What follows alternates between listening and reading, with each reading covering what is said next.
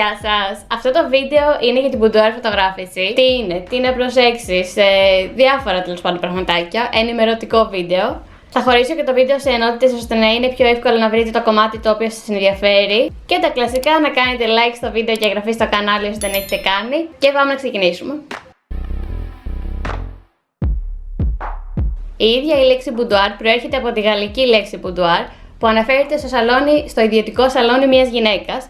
Οπότε αυτό από μόνο του σαν έννοια σου δίνει έτσι μια εικόνα στο τι μπορεί να είναι. Βέβαια το boudoir σαν είδος φωτογραφίας είναι πολύ γενικό και μπορεί ο καθένας να βάλει τη δική του αισθητική, τη δική του γνώμη, τη δική του ματιά. Οπότε δεν είναι κάτι τόσο συγκεκριμένο. Εγώ θα σας πω έτσι κάποια στοιχειώδη πράγματα για την boudoir φωτογράφηση. Ο καθένας μπορεί να έχει όμως άλλη αισθητική πάνω σε αυτό. Σε αυτές τις φωτογραφίες το αποτέλεσμα αποπνέει ένα αισθησιασμό, ερωτισμό και ταυτόχρονα φυσικότητα. Και συνήθως σε αυτές τις φωτογραφίες το θέμα δεν είναι μοντέλο, αλλά απλοί καθημερινοί άνθρωποι. Γι' αυτό είναι και μια φωτογράφηση που μπορεί να κάνει ο καθένας. Γιατί όμως να θες να κάνεις μια τέτοια φωτογράφηση? Συνήθως μια boudoir φωτογράφηση επιλέγουν να κάνουν νύφες ή μέλισσες νυφούλες, ώστε να κάνουν δώρο στον άντρα τους και γενικά έχει συνδεθεί λίγο με το ότι το κάνει μια κοπέλα για να το κάνει δώρο στο σύντροφό της. Επίσης κάνουν και άντρες boudoir φωτογράφηση, αλλά δεν είναι τόσο συνηθισμένο όσο οι γυναίκες. Άλλες περιπτώσεις που κάνουν boudoir φωτογραφίες κοπέλες συνήθως είναι για να κάνουν δώρο σε επέτειο, γενέθλια, Αγίου Βαλεντίνου, άμα το αγόρι πάει στρατό, αν είναι σχέση από απόσταση. Γενικά σε τέτοιες περιπτώσεις, στο οποίο θέλω να επισημάνω πάρα πολύ να είστε πολύ προσεκτικοί με αυτό το θέμα, δεν έχουν γίνει και λίγα. Σε ποιον δίνετε τις φωτογραφίες σας, στον φωτογράφο που επιλέγετε και το πώς διαχειρίζετε και σκέφτεται όλο το θέμα της boudoir φωτογράφησης. Γενικά, προσοχή. Ωστόσο, αν είστε σε ένα ταξίδι αυτοαποκάλυψης, αν θέλετε να τονώσετε την αυτοπεποίθησή σας, αν ψάχνετε έναν τρόπο να εκφραστείτε χωρίς ντροπή, είναι ένας τρόπος η boudoir φωτογράφηση. Υπάρχει γενικά κάτι πολύ ενδυναμωτικό σε ένα τέτοιο είδος φωτογράφησης. Θα σας βοηθήσει να ανακαλύψετε τον αισθησιασμό σας, να βγείτε από το καβούκι σας, να δοκιμάσετε κάτι καινούριο για εσάς. Και για μένα αυτός ο λόγος είναι ο πιο σωστός να κάνετε μια boudoir φωτογράφηση για σένα και όχι για δώρο για κάποιον άλλον. Αλλά είναι αυτό που συνηθίζεται να το κάνεις δώρο σε κάποιον άλλον.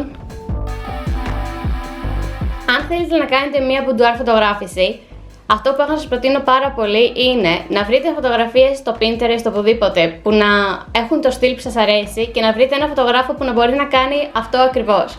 Γιατί, όπως σας είπα, ο κάθε φωτογράφος και ο καθένας γενικά έχει αλλιώς στο μυαλό του την boudoir φωτογράφηση. Οπότε πρέπει να βρείτε κάποιον που να μοιράζεται το ίδιο όραμα σε αυτό το κομμάτι. Οπότε ψάξτε το πολύ καλά πριν κλείσετε μια τέτοια φωτογράφηση.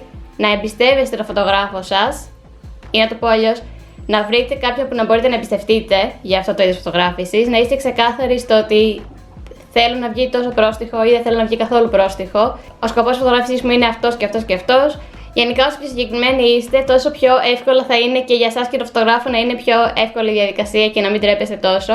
Αν δεν έχετε ξανακάνει επαγγελματική φωτογράφηση και ειδικά είναι ένα τέτοιο είδος φωτογράφησης, είναι πολύ πιθανό να νιώσετε αμήχανα στην αρχή. Αλλά είναι κάτι τελείως φυσιολογικό, το οποίο θα περάσει με την πάροδο του χρόνου, που θα νιώσετε και πιο οικία. Θα μπορούσα να κάνω και ένα βίντεο που να σας λέω πώς να νιώσετε πιο άνετα μπροστά στο φακό, να σας προτείνω πόζες, τι να προσέξετε και όλα αυτά. Πείτε μου άμα θέλετε. Στο τι να φορέσετε στην boudoir φωτογράφηση θα πρέπει να το συζητήσετε με τον φωτογράφο σας, γιατί είναι ανάλογο το αποτέλεσμα που θέλετε να βγάλετε. Μπορεί να είναι από πολύ σεξι εσώρουχα μέχρι ένα κοντό t-shirt. Εγώ έχω φωτογραφίσει boudoir και με τα δύο, οπότε είναι ανάλογο το αποτέλεσμα που θέλετε να βγάλετε. Συζητήστε το με τον φωτογράφο σας και το Pinterest board που σας είπα πιο πριν θα βοηθήσει σε αυτό. Αν έχετε δει ότι οι φωτογραφίες που σας αρέσουν περισσότερο είναι με εσώρουχα, πηγαίνετε προς τα εκεί. Αν έχετε δει ότι προτιμάτε κάτι σε πιο casual t-shirt, πηγαίνετε πάλι προς τα εκεί. Γενικά είναι στο χέρι σας και στο χέρι του φωτογράφου να βγάλετε το αποτέλεσμα που θέλετε με ό,τι έχετε και με ό,τι σας κάνει να νιώθετε άνετα. Γιατί αν εγώ, ας πούμε, σας πω τώρα ότι πρέπει να φοράτε μόνο ένα δαντελωτό κορμάκι για να κάνετε boudoir φωτογράφηση, αυτός που δεν θα το φοράει για κάτι τέτοιο θα αποκλείσει την boudoir φωτογράφηση, που είναι κάτι που δεν ισχύει. Μπορείς να προσαρμόσεις τα γύρω-γύρω για το αποτέλεσμα που θέλεις. Αυτή είναι η δική μου γνώμη. Δεν ξέρω αν ξεχνάω κάτι, πείτε μου σε σχόλιο άμα θέλετε να συμπληρώσω κάτι που δεν αναφέρεται στο βίντεο. Θα απαντήσω εννοείται. Δεν μπήκα σε τεχνικά θέματα όπως είναι ο εξοπλισμός, γιατί θέλω αυτό το βίντεο να είναι ενημερωτικό και όχι μόνο για φωτογράφους. Άμα κάνω κάποιο behind the scenes σε boudoir φωτογράφηση θα τα αναφέρω εκεί πέρα. Θα αφήσω και στη περιγραφή κάποια blog post που έχω στο site μου για μπουντουάρ φωτογραφίσεις για να δείτε λίγο τη δική μου αισθητική και σαν παράδειγμα του πώς μπορεί να είναι μια μπουντουάρ φωτογράφηση. Αυτά. Ακολουθήστε με στο Instagram, κάντε like στο βίντεο, εγγραφή στο κανάλι, μοιραστείτε αυτό το βίντεο με κάποιον που πιστεύετε ότι θα τον ενδιέφερε και θα τα πούμε στο επόμενο βίντεο. Γράφει. Θα σταματήσω να τρομάζεις. Θα πω τι είναι.